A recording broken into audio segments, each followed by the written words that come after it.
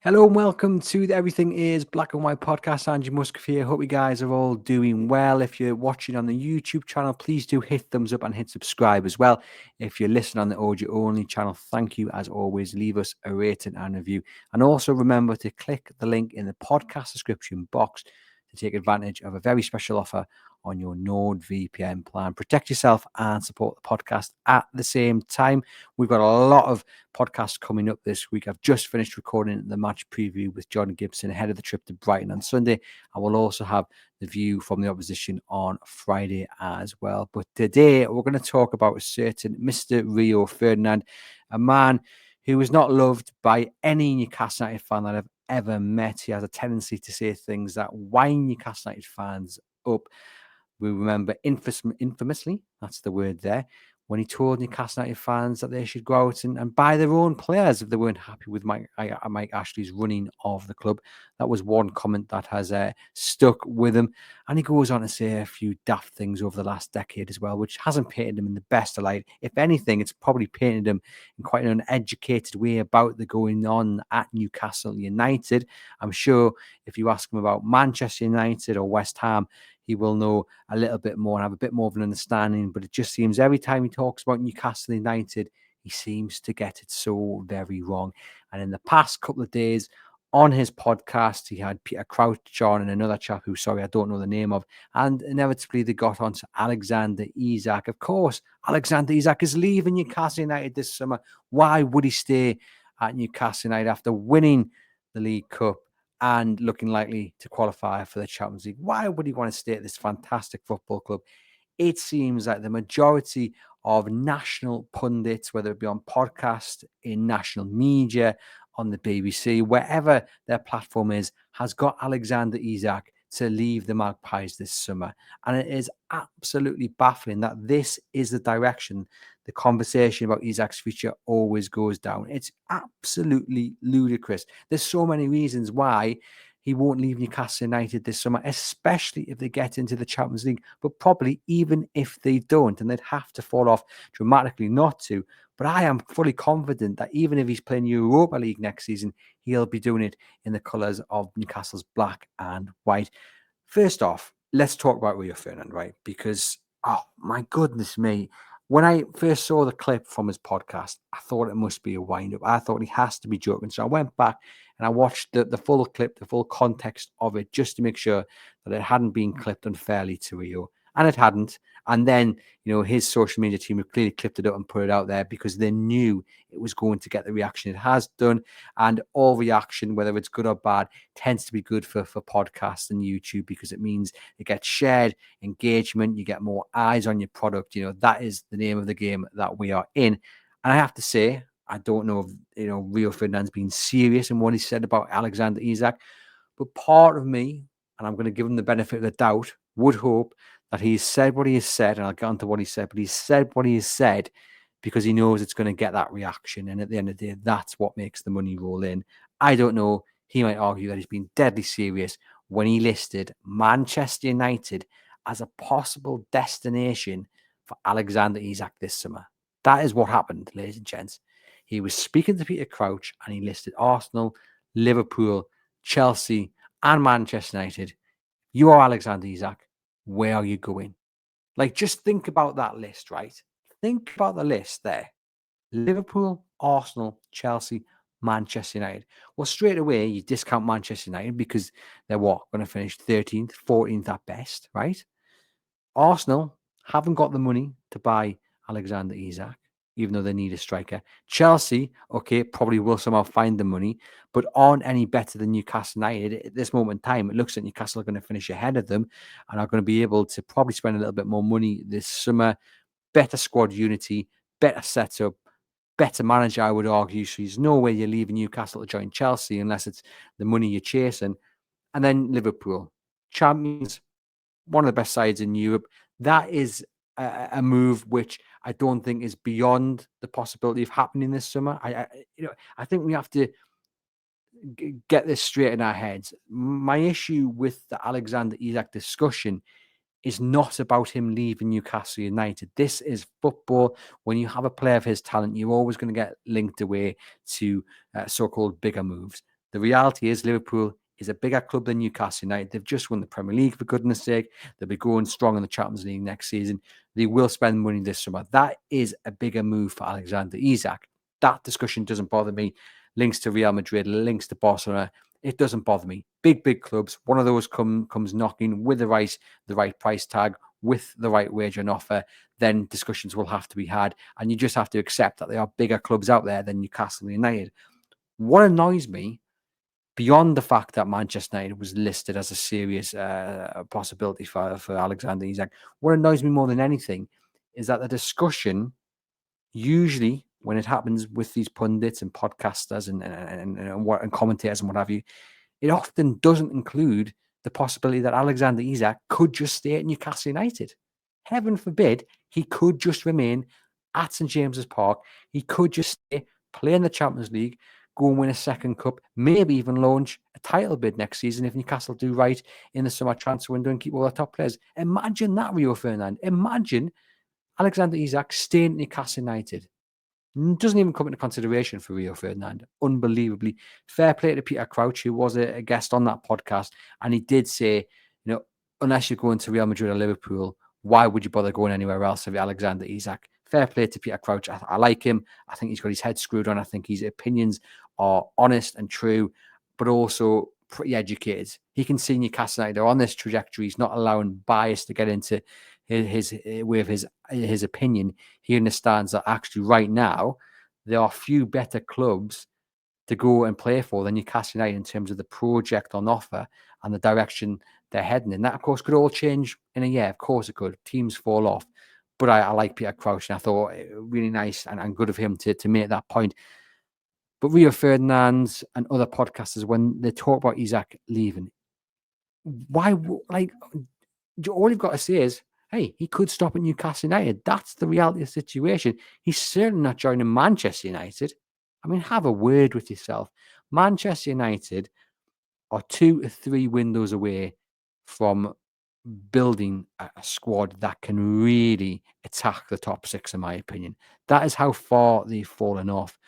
Ruben Amorim is a very good manager, but he's not got the players to play to his system. That squad needs a total overhaul. They're not going to have the money to do it in 1, not even 2 windows. They are battling PSR. They've had to make some drastic cuts behind the scenes. They're not going to be able to have that full kind of rebuild that Amorim needs to turn that squad into a Champions League squad. I mean, if they win the Europa League, they get into the Champions League. But I think you'll just see Manchester United fall straight out of that competition. I don't think the squad will be able to handle it, even if they go out and buy 2 or 3 players this summer. Bearing in mind where Manchester United are in their project, they need to spend big on 3 or 4 players, right? But when I say spend big, you're probably looking at 120, 150 million on 3 or 4 players. Alexander Isak is going to cost at least 150 million to anybody out there that wants to test the waters.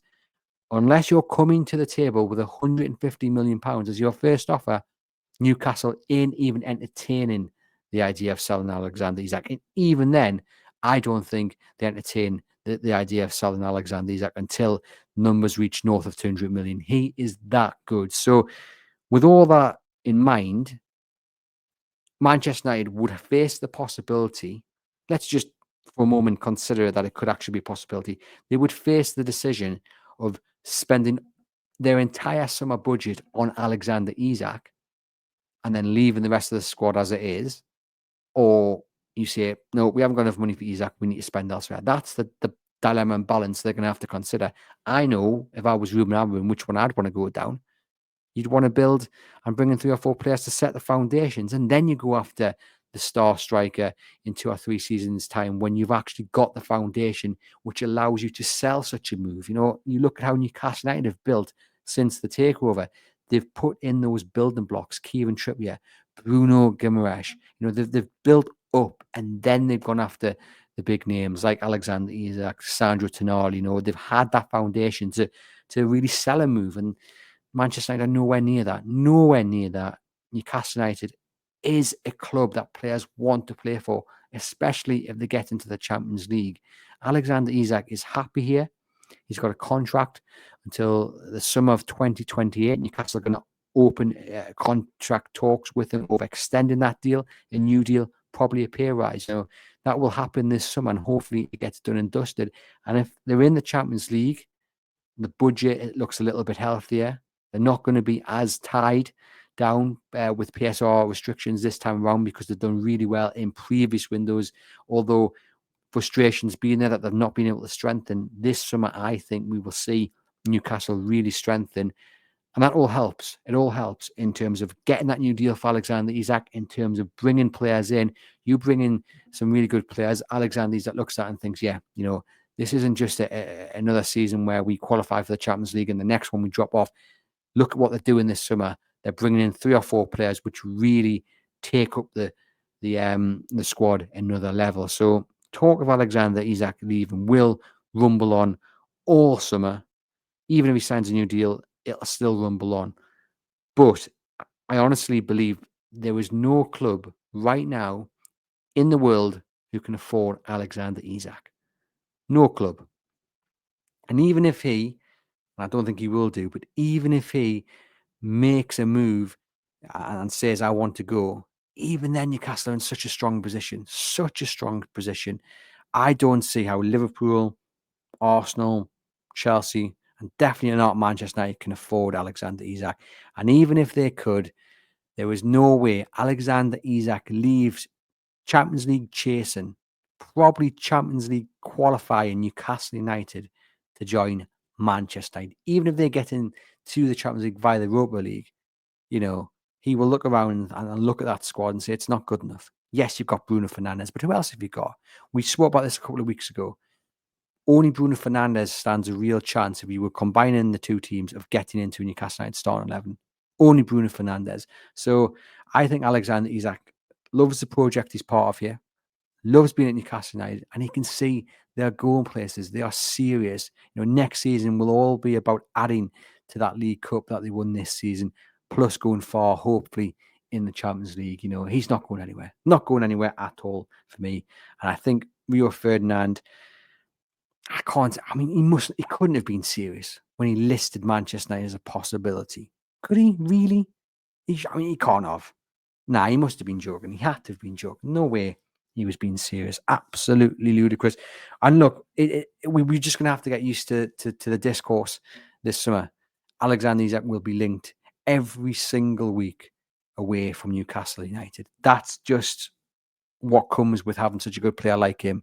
But he's happy here, and Newcastle are happy with him. As I said, expect new contract talks to open up in the summer. Hopefully they'll sign a deal and we can put this one to bed. Some people will say, well, how can you get frustrated at talks about Isak leaving and rumours and whispers and reports when on this podcast you're consistently talking about signing Bryan Mbeumo or Anthony Elanga? Are you not just doing the same? And I would argue and say, with Bryan Mbeumo, it's vastly different. You speak to people at Brentford, it is largely expected that he will leave this summer.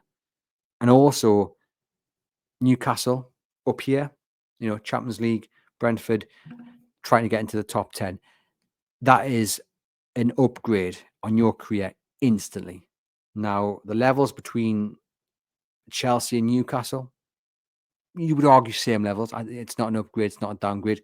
Newcastle, Manchester United, that's a downgrade. Liverpool, Newcastle United, okay, that is a bigger move. Arsenal, Newcastle, I don't think there's too much between them. I think Newcastle, even this season, have them in their sights. So it's very different. The situations are very, very different. And like I say, the frustration is that usually the talk of Isak leaving never ends with, he could just stay at Newcastle United, because he could do. Whereas Bryan Mbeumo, you speak to people, he is leaving Brentford this summer. They feel that's nailed on. They're preparing for that. Anthony Elanga, slightly different because Forest and Newcastle are in the same pool. I don't think that's as much as a given. He could quite happily and easily stay at Forest. He's had a good end to the season. So yeah, that one's maybe slightly closer to the discussion on Isak. But I think we always do it respectfully. We could see Elanga staying at Forest, because of the situation. But we always try and do it respectfully, because there's no point kind of talking Newcastle United up and above their station when that's not the reality. There's no point in saying, well, actually, Newcastle are going to go after Virgil van Dijk and sign him. That's kind of the same reasoning and the same silly suggestion that Ferdinand's done with Alexander Isak. It's just not going to happen. It would never happen in a million years. So why are we talking about it? But I like to think that the transfer stories and the rumours that we talk about, and when we talk about the players we want, we do it respectfully, because that's the way it has to be done. We don't do it to be sensational. We don't do it for clicks and engagement. We're honest in our opinions, but I like to think we're balanced and we reflect, the true reality of the situation when it comes to the transfer market. And just a final point on strikers, really, and transfer whispers and rumours. Liam Delap obviously is going to be a man in demand this summer. £30 million release clause now that Ipswich have been relegated from the Premier League. 20% of that has to go to Man City. My colleague today, Lee Ryder, has reported on chroniclelive.co.uk that Delap will want somewhere between £120,000 a week to £150,000 a week. I mean, that is astronomical. That is a huge amount of money. He's on nowhere near that in Ipswich Town, but obviously haven't had such a good season. Him and his representatives clearly feel they can up his wage. I mean, that is a big amount of money. Would you pay that for Liam Delap? Are you happy to pay that weekly wage to get him over the line at Newcastle United? There's no secret how good I think he is. He would be a brilliant addition to this squad. He would allow Eddie Howe to have a real good option to rest Alexander Isak should he need it. And he hasn't had that all season, where you can bring someone in who can pretty much guarantee you goals, not at the rate of Isak, but who can guarantee you goals. Delap would do that. He would offer something a little bit different as well.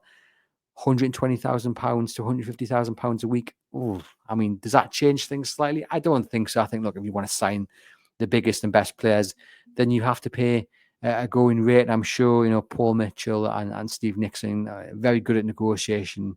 They can get that down slightly. But, we are, as I've said previously, at a really interesting point when it comes to Newcastle United. When are they going to break their wage structure and go to that next level? I don't think you'd want to do that with someone like Liam Delap. I think you probably want to do that with someone like Alexander Isak when he signs a new deal, break that £200,000 a week barrier potentially. Or if you're going out and sign someone really, a real big name, that's when you sit back and go, yeah, maybe we do have to pay £220,000, £230,000 a week. Delap at £150,000 a week. It's not going to break the wage structure because our players being paid in and around that anyway. I mean, Lloyd Kelly was reported to be on that. Matt Target, £100,000 a week. So Newcastle United not against paying that. It's just whether they think it's worth it. Personally, yeah, I think it probably would be worth it. It'd be good if they can get it down. But look, he's a man who's got a big future ahead of him. And if Newcastle United go into the market for Delap against Manchester United, against Arsenal and Chelsea potentially, then this is the kind of money they're going to have to be paying. It's going to turn into a bidding war in terms of the wages on offer. We know the price tag, that's nailed on, but it's going to come about money that you're willing to pay him week in, week out. And that's, I think, what it will rest on. Who offers the better terms, and maybe who offers more of a first team guarantee, which would be really interesting. But Newcastle in the Champions League will be a big draw for Delap, and I'm hoping he arrives on Tyneside alongside Brian and Burnmore, and that would certainly be a good start to the window. But yes, Rio Ferdinand, you've had an absolute mare, my friend. Absolute mare. Just be a bit more respectful when it comes to Alexander Isak and Newcastle United. Newcastle United are set for an absolutely fantastic season, arguably their best season since winning the league back in 1927 when they won a cup and the league. This will be their best league since then, best season since then. Have a bit of respect. Realise Newcastle United are streets ahead of Manchester United, and it's not just going to change in a window or two. Newcastle United are just on the up, and by the time Manchester United reach where Newcastle United are now, Newcastle United could be challenging for the title and Champions League. Who knows? But that is the kind of journey they're on. So be a bit respectful. And yeah, you know what? Alexander Isak to Liverpool, could see it happening. Alexander Isak to Real Madrid, yeah, you could see it happening. Alexander Isak to Manchester United, I think you're having a laugh and are in dreamland, my son. But anyway, let me know in the comments your thoughts. Do hit subscribe, do hit thumbs up, and I'll see you guys very soon.